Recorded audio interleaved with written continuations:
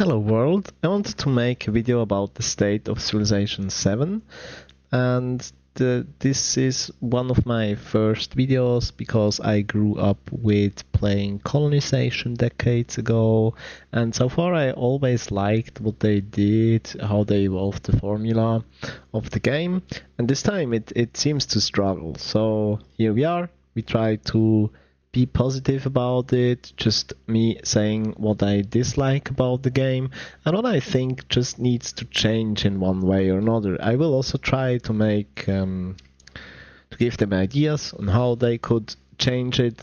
So yeah, one good change is that now in the loading screen you can look at your things here, especially if you play an older game and you forgot, like for example, what mementos you took. You can just check all this here, and you can also check your unique buildings and things. That's really a good UI change for once.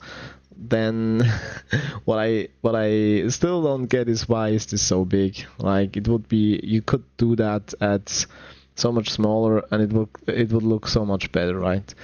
Anyway, that's not one of the issues with the game, I feel like.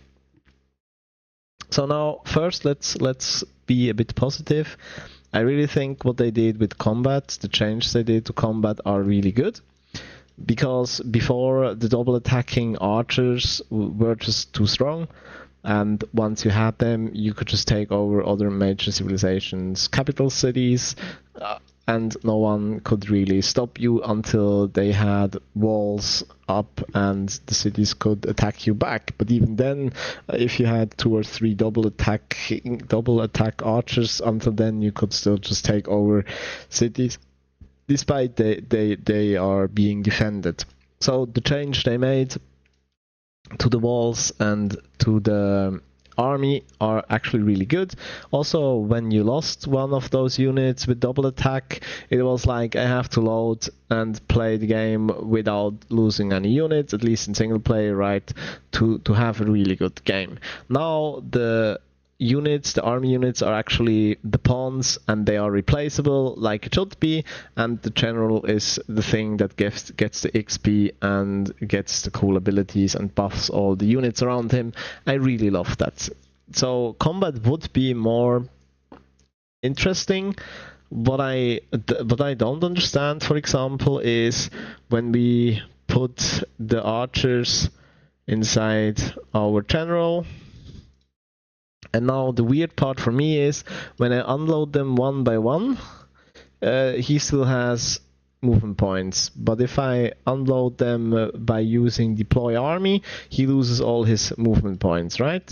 And for me that's just kind of weird and makes no sense. And because the only thing it does is if I unload 1 million armies, I have to click 6 million times instead of 1 million times, and I don't see why this should be that way. Just make it so the general cannot move both ways, or that he can move both ways. I don't care which one you decide upon, but as long as it's like this, I will click 6 times more if I have 6 slots, or at least 4 million times instead of 1 million times if I unload 1 million armies. So this I feel like should be changed. Another thing is I would probably limit the amount of walls you can build in a city, just because if it takes long, the AI tends to build a lot of walls. Like for example, here they already have 4 walls and we just have 1. And I think here also 1, 2, 3, 4. They should like limit it. Maybe they could even add a new building chain. New building chain means more choices to what I want to focus on, and this would be really good. And maybe just make it first age 3 walls, second age 5 walls, last age 7 walls. I don't know. You can decide on the number of walls we can build, and if you wanna make it just by, you could also just make it age dependent, or like maybe technology dependent, like if I take the wheel I can build the wall more per cities or 2 walls more per city. It doesn't really matter. I just feel like it should be somehow limited, because otherwise there's like, sometimes if you go then to the other continent, they have cities with like 10-15 walls, not kidding, and they are really crazy to take over. Or you think like this is fun and then you leave it like that. Sure, this is kind of a detail, I think. The only thing I really don't like about combat. Then another thing is you implemented a bug in the last patch. I don't know if not enough people play it or if you're aware of it, but they never fixed it. But it just means like in the beginning it's fine. When I use focus fire on my general, it used to work differently before the patch, right? Before the patch, if let's say an enemy is here, and let's say this is also archer, and the enemy is here, so because here is a mine, a hill, let's say there's also a forest, so those could not attack this tile, those two. But if that archer could attack this tile and you used focus fire, all units, even if they normally could not, could attack this tile.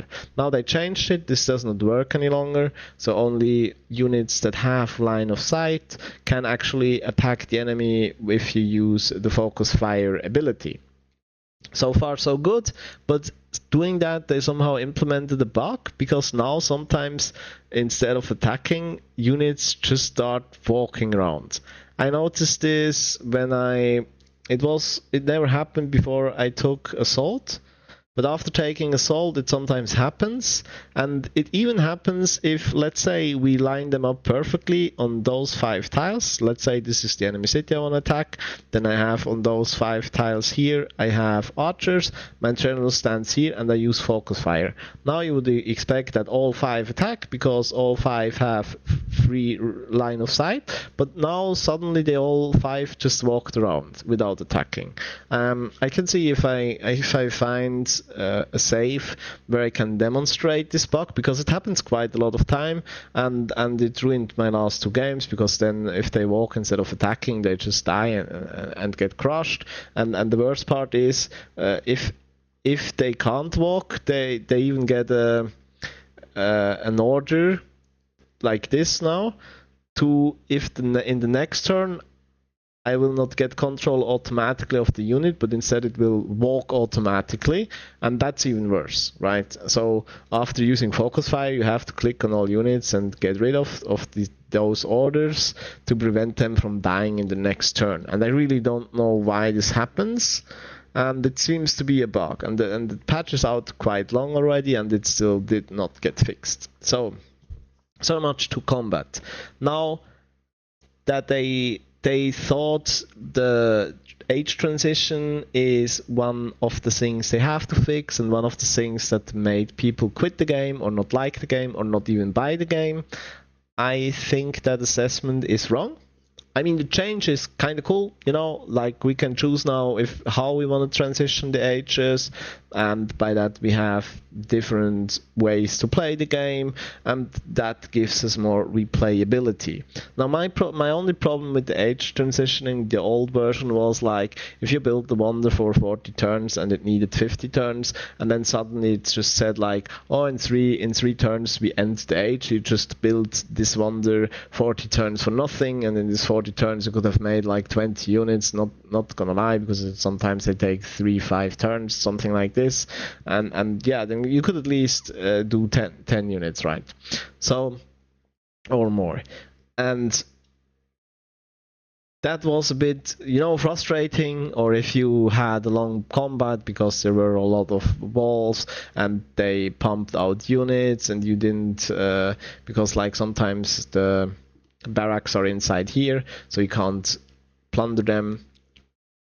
So they can just pump out new units, and combat can take longer than you anticipate, and then the age ends before you could take the city, and then all your units could transport back. But let's be honest, for me that was not a deal breaker. Out of my position, the deal breaker was more that they removed so many player choices, they removed so many systems from Civilization 6, or did not add them yet. I mean, some we don't know, like the United Nations. Maybe they plan on adding them as an add-on and ask for money again.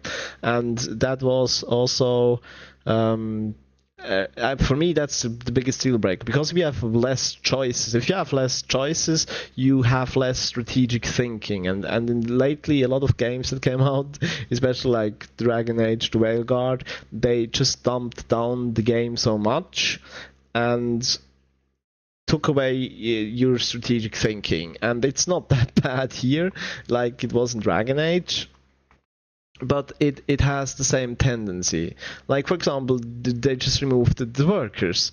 So I don't have the choice anymore, do I build a worker or the first culture building? Like the monument was the first culture building, right? So in the beginning you had the choice, do I build a settler to make another city? Do I build culture building to get civics faster? Or do I actually build a worker to improve my city so it can build stuff faster? So this choice is just gone, and there's no new choices I have. That's the other thing. Like, they removed a lot of choices and didn't add anything new. And they also added a lot of restrictions to the game, like city limit. And they added other restrictions, like if you want to do, for example, I mean, that's not a restriction. If you want to build wonders, then if you want to do this culture legacy pass, you need to build wonders. If you want to do the military legacy pass, you need to conquer cities. Those are fine. The science one also, because if you research stuff, you get codices. If you get codices, you complete the science legacy pass. But economy legacy pass is actually really, really annoying. I know I can turn it off now, but I don't want to do it. If they could actually fix it, because it means you need to put a lot of resources in your city. Now your city only can add, without the camels, 4 resources to it, and in the end you need like 20 or so. So either you build 5 cities, so you get on the 20, or you build 1 city and you get camels that you send to this first city, and then by sending those to the first city you can add all those resources here, but this limits a lot where you build. So now that we have huge maps, the exploring is actually a lot of fun. There are more independent powers, and it would actually be cool, right? I would actually like it. So that's kind of sad, because we are still kind of forced. I just, because I'm Spain, I ignored it, but normally I would be forced to build here for this camel, I would be forced to build here for this camel, and yeah, I would probably also be forced to go here and take this camel, or just take this city here for the camels here.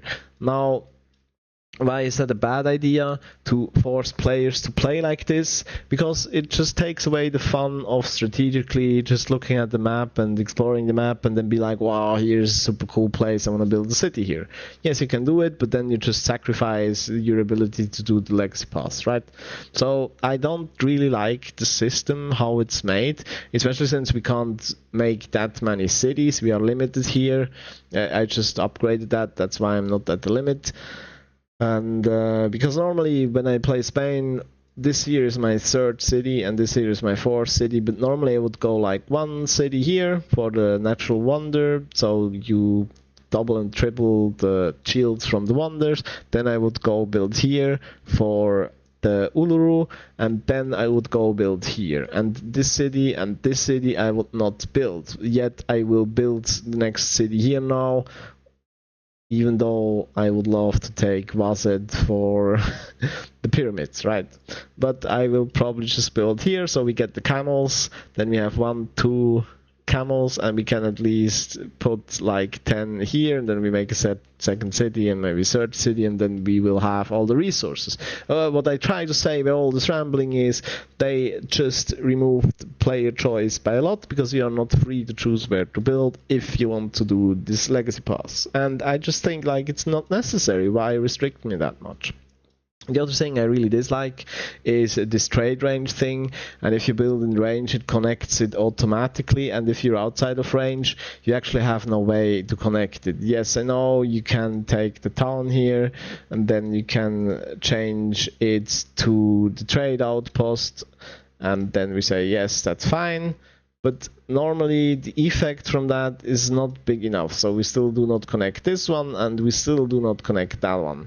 And to be honest, the distances here are not that big that it should not work, in my opinion. Like the range, maybe that is because they did not adapt the range to the huge maps yet, but right now it's really not in a good spot, and it's also very restricting on your building. But I just built here because I'm Spain and I want this wonder, and I built here because I want this wonder because this will give me a lot of gold and culture and happiness. But this one here gives insane foods, and this one here will give me insane production and culture, especially if I start now to take those shields here. So I think it's a bit sad that they restricted us like this, together with the other restrictions are they nerfed not science, they nerfed face to the ground, so religion also doesn't really matter. In Civ 6 also at the beginning it's a big choice. Do I build anything that gives me faith, be that over the Pantheon or any other way, or do I just go for the great person point somehow to get this profit? So there's a choice, I want the religion or not, or I try to build Stonehenge and then I get religion like that. And this choice is also removed, the worker choice is removed. Another choice was, for example, let's say I build this city now first, and then there was a choice, do I build the trader now to connect those cities, or do I build the next city? And since this just automatically connects now, this choice is also gone. And I just think all those systems took away choices from you, and they are gone, and they didn't really add new choices. Like this choice here, for me, it's not an interesting choice at all, because it doesn't do much for me. Like it's not very interesting. Then another problem is with the whole town and city thing. Okay, I have the choice, do I make this a city or this one a city if I have the gold? True, but still it's kind of weird without workers, because like they also removed competition, like totally. Like the independent powers before, it was ongoing competition who controls them, and if I do we have a good example? Yeah, let's say like Meroe. I'm now doing that, so I become their friends, and I just click it once, and then it just does it automatically. A lot of things happen automatically now, and I don't like it. It's like World of Warcraft that now has one button and then it does the whole fucking rotation. I just like to do the rotation. I don't know, like, because each time you can do a choice, and here the choice would now be like, if I take that, or let's say Rome took it over in Civ 6, you could just send in more envoys than them, and you would actually gain control on it, and then you can declare war on Rome and they would help you. Now here, once I have it, and all they can do is just declare war on me and kill them, and that's their only choice. Also the liberation wars and all that is just gone. That those are more decisions that disappeared. So yeah, I have to make short break here, but you won't notice. Okay, there we go. So yeah, there is a lot of choices they removed while not really adding choices. Like the worker thing was actually important, right? I could choose what my city produces. I could choose what cities I improve first. You could speed up production. And you also could swap around citizens. They also removed that. That's a choice more that's gone. Like, for example, right now, I don't really have many buildings. I have just the ancient wall. So I would not really like to have those 30 production here, but would rather place them here where I get actually some science here and here. and probably here is also science. So yeah, I would actually go in those instead with the citizens to produce science until I get the next technology, so I get new buildings to build, and then I swap them back to the production tiles, and then I produce things, right? So they also took that part away of decision making. Also, the workers helped you to harvest forests or special resources, which made it so you could compete building wonders. Like, for example, they built the pyramids. Like if in 6.6 I would have built the pyramids here. But now I can't, because it's not even a city that can build stuff. But in Civ 6 I would definitely have done it. I would have gotten those for production. I would probably have gotten that one too, the iron definitely, and maybe a mine here for the citizens here. And then I would put Magnus here and build workers here. Here I would build or buy workers with gold and then send them up here to harvest those forests, and that would have allowed me to build the pyramids before Egypt here. And now all those choices and possibilities and strategic thinking are just gone if your main city does not have desert. You just can't build that before them, because even if I make this town into a city, I will have not even half the citizens this city has, and obviously it will build the pyramids at half speed, so there's no chance to compete with Egypt in building the pyramids, which I think is pretty sad. And I like the system more how it was before, where you could actually compete against them. And I also liked that you could compete for city-states, because now the independent powers are just kind of useless, and it's also not a choice which ones you pick. You first pick a science one, and then you pick culture one, so you get 3 technologies and 3 civics, and that's it. And then you just add whatever to get. You can add the second science one and the second culture one to just take also the. I get science per every city-state I'm suzerain of, and I get culture for every city I'm suzerain of, and then you just boost your technology and your culture like this. Maybe I took Meroe now because this gives you the ability to take a bonus resource that gives you gold and production, and that's pretty cool if you make a second city and then you can send this bonus resource like in the second city and it builds faster. It's actually a pretty good trick if you take third commerce independent power, but that's it. And especially like before they had huge maps, this only happened for like 3 city-states, and by the time you had your 3rd city-state, because the map was so small, all city-states were taken, and then that interaction ended. And the only thing you can do is spend then influence to add units to the city-states or to incorporate them in your empire. But that's not what I want to do. I don't want to incorporate them into my empire, because again, I have a city limit. So that's really normally not what you want to do. But what you actually would like to do is, like in Civ 6, that you can take all their units for a certain amount of gold. Like if I want to build those units for myself, this would be 360, like let's say 400 gold each, so 1200 gold minus, it's 120 minus, and then this one here too, so it's 600 800ish gold to produce them for me forever. So it was actually a cool ability to levy all of them for like 400 gold instead, and then you only have them for 30 turns, but it gave you strategic choices, and they are all also gone. And the thing you can do now is you can city-state levy unit, but you see it's without the nest, so just 1 unit. And that's, I don't know, like that's really here it's actually 0. I don't know why I can't do it, by the way. I really don't know. Yeah, anyway, but you just get one unit now, and you even have to pay influence. Now, influence is also a very broken system that is full of restrictions.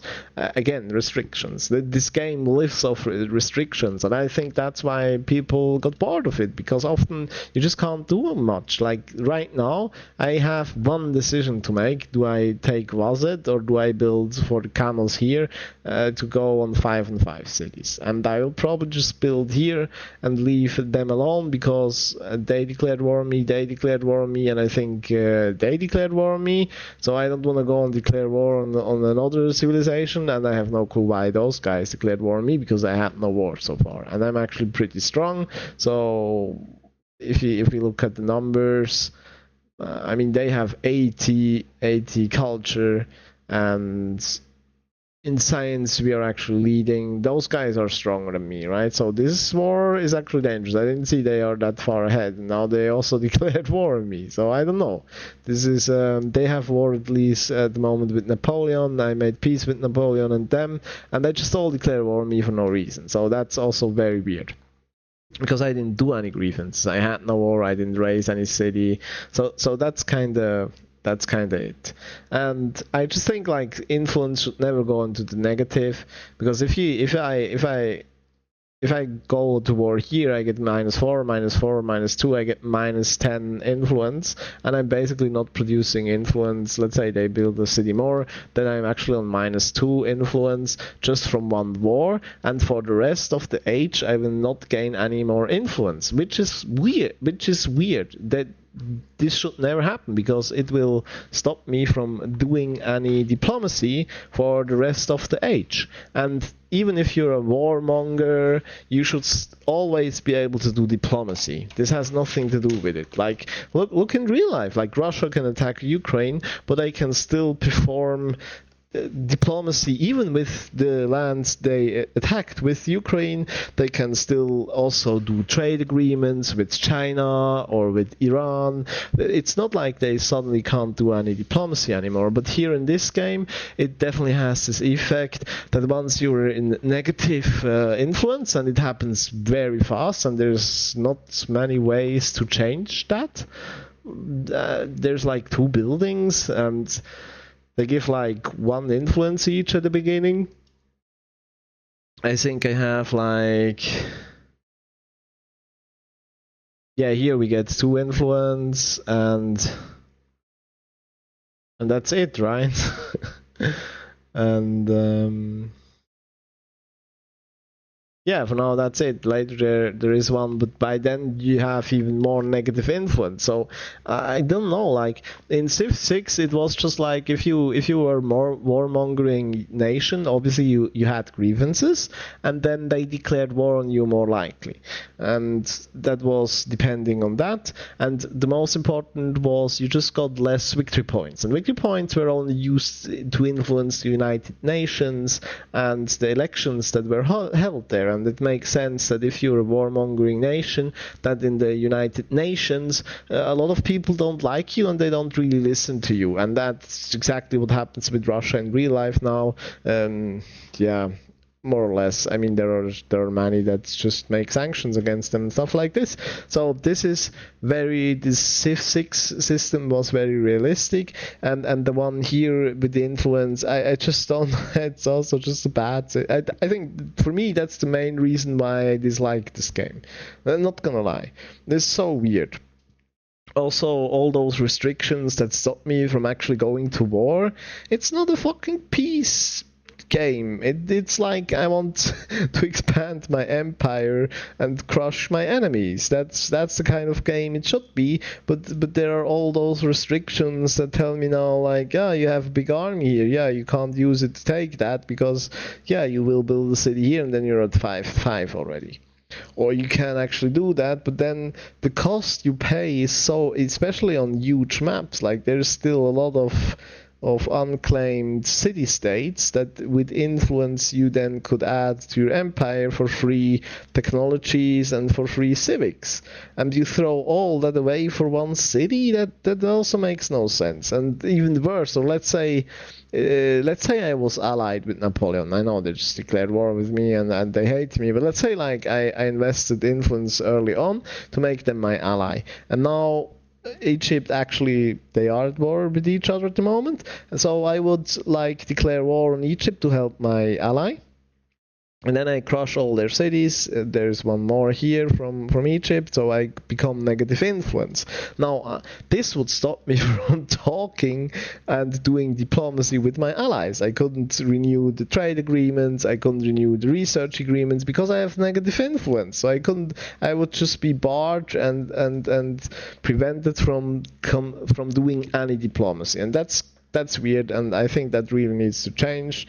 Like, it's not that hard. Like, if I do grievances with someone, just make the costs of influence I have to do diplomatic actions with them double or triple, or depending on grievances, even make it quadruple the costs, right? So, like, open borders. Oh, sorry. With them is like 75. So instead, just make it 300 influence then, or even 400. I don't care. Like, just make it more expensive, and this then would make much more sense than just put me into negative influence. Like, if you are at war with the country, it should just cost more. You know, you have to try harder to get them to like you again, or to make peace with you, and then to get them to like you again over time. And I know you implemented the system that they converge back to zero with the grievances and stuff, but you could. But I still get negative influence, and that's kind of weird, and I totally hate this system. Now, what else is there? We talked about religion, that it's just gone and useless and not really a choice anymore. So I would never spend any time on it because it's just not worth it. Even with the change that I can now convert my cities and get bonus for when converting my cities. Yeah. I didn't get there yet. We will see. Maybe it's worth more, but it's not the choice I have in the beginning. So in the beginning, I really have so many choices stripped away from me, and the game is often just boring because I have the army now, and I can't really go to war. And also, then when we decide on peace negotiations, I just did 2 peace negotiations with them and with Napoleon, and I crushed both of their armies. So I actually, in a normal peace agreement, I would get something out of it, but I totally didn't, because the only thing I can ask for are cities, and again, I don't want some city down here because I could not connect it to my trade network because it's way too far away, and I can't ask for anything else. You can't ask for gold, you can't ask for resources. Otherwise you could, like, I don't know, declare war on them and then ask, give me your camels, and then I get the camels, and then I would at least have those resources. So that's me saying what I dislike everything, and now comes a part where I make propositions on what could change. So, for example, I would just remove the trade range and make the trader, the merchants, valuable again by allowing them to also connect my own cities, because right now they're useless. I can just send them to, like, here to trade with them, and maybe send them here, but maybe I have war with them and then they don't want my traders. So maybe I can also trade them with here, and then that's it. I mean, they come very late, and they are not really a choice as well. This is something you build if you have nothing else to do, but it's also nothing you would actively ever choose to build. But if you would need them again to connect your cities, and you could make it so that we can build them earlier, like with pottery, there is also the trade in it, and then I would actually need to decide, yeah, do I build a merchant now to connect this city here, or do I make city 3 first and then connect both of them with traders? I would like that way more, Then another system I would definitely add is for the whole resource thing. I would make a building chain, and the more buildings you build of that, the more resources I can add to the city. So then I have a choice more. Do I go on trade?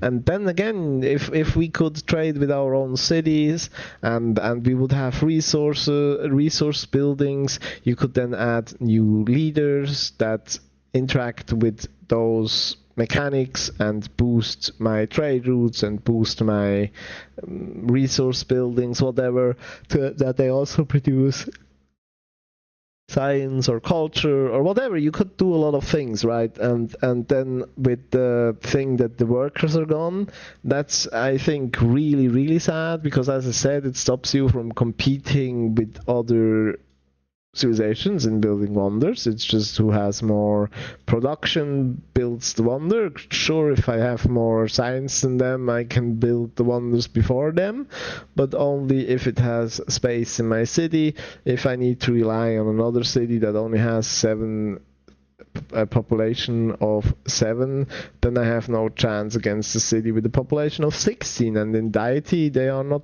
really behind, because I mean, Japan actually is. They only have 12 science and I have 30, but the others are like me, and one is even stronger. So they're sure I can take this technology and they take the other one, and then I can build the one before they can. And but if we take the same, you can't really compete with the worker. So my proposition here is really to use to rework the specialists. Like in Marathon, I would say give me a specialist just every 40 turns by default, and then make the specialist actually specialist. What do I mean by that? I mean by that, like here we have, for example, the Soul Pit is a production building. So if I send the specialist here, the specialist will produce production. I don't care about the numbers, be that 4 production or 5 or 6. I really don't care. So just he should produce production, and not, because right now all specialists just give you science and culture, and that's kind of boring. And then sometimes they give you one production that really doesn't matter. So with my proposition, they would get then production in the production buildings if you send them there, or if you send them here, they would actually gain happiness and food. Science we can ignore. So just the top 2 resources of a tile they would produce, and like that, and then you just make it that I can swap around the specialists. And you could also add a new building chain over the ages, I don't know, 15 buildings that buff the specialists, and you could add new leaders that also buff the specialists, and this would be really cool. Like I would love that. And then I have more choices. Like then in the beginning I would be like, oh, do I build a settler to make another city, or do I actually boost the building that I get specialists faster, because then I would have more influence on what resources my city actually produces? Or do I go for trades to also produce, like, I mean, if we bring the merchants back to connect our cities, then we could make it also that again he gives us some shields, like production, food, gold. I would just do it like this, and then you can also make leaders that we also gain science or culture from our trade routes, and then we have those buildings that give us more resources, and then I can really choose where I want to focus. Oh, another choice, by the way, you took away is the speed up thing, that if you kill 3 barbarians, there are no barbarians, I just noticed, if you kill 3 barbarians, for example, you speed up the technology to get iron mines. And if you find the continent, you boost civics and stuff. This is all also gone, so your actions do not really influence what technology you get faster. And that was kind of cool also in Civ 6, and that's also a choice less you have, because you had to decide, do I use my army to go and attack another guy, or independent power, or do I actually go hunting for the barbarians first, so I speed up the the Eureka moment for certain technologies, and those were little mini quests that are all gone also. Like, it just feels like stripped down, and the new things don't really give you choices. Like this, like I have cities far away, so obviously the only choice I have for a town is to make this town to hopefully at some point be able to connect all my cities, so the resources can actually be added to my main city, so I can actually do the commerce legacy pass, and it's all just very restrictive. Let me think about it quick. If I thought of everything. Oh, I think what I did forget is if I, for example, build here now for the camels in the middle of the desert, and then we transition age, the camels at some point will stop doing the resource thing. So I build here, and then all those resources change what they do in the next age, and that's also something I really dislike, because like I think strategically where to build my city, and suddenly the city becomes weaker. Like, for example, I would build here, so I get the camels and the silk for the culture, and then in the next stage this doesn't give culture, but it gives, like, I don't know, it just gives something else maybe, and this maybe doesn't give production for wonders anymore, and some just disappear. That's the weird thing. Like, at some point the camels will just disappear, and I'm like, yeah, great, I built here mainly for the stupid camels, and now they're gone, so I just have a city in the nowhere, and again we have a city cap and we can't destroy cities, and it just feels like bad. Like in Civ 6 you got new technologies, you added new resources, and your cities got more and more production, and that was cool. So, like, for example, you could have built here, and then suddenly you get coal here, and this is one of the best production cities, and it will even overtake my main city and stuff. And yeah, I know you can change capital here on the other hand, but it's not the same. Like having. It's just also a point I think they need to overwork it a little, so at least the space shields for my city stay the same, and just maybe try to only add stuff. I mean, the resources, I'm actually fine if they change what the resources do, I think. But the resource itself on the map should always stay the same, because if it's 2 production, 1 science, and 2 happiness, it should stay that way, right? And yeah, I think that's the last point. I think I put everything in the face that's there. I don't have any proposition. I didn't test it yet how it is now, since we get Boney now if we convert our own cities. The thing with Phase is it comes so late here that it's not a decision we have in the early game, so I will have to test that out. In Civ 6 you just have more strategic decisions to make. Also, yeah, I think like there should be more wonders in this tree here. Also, there are a few, I think. Are there?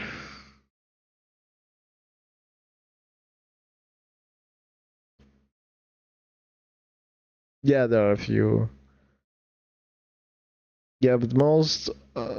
Yeah, actually, no, there are a few. It's actually fine. Yeah, no, I take that one back. It has wonders in both trees. That's fine.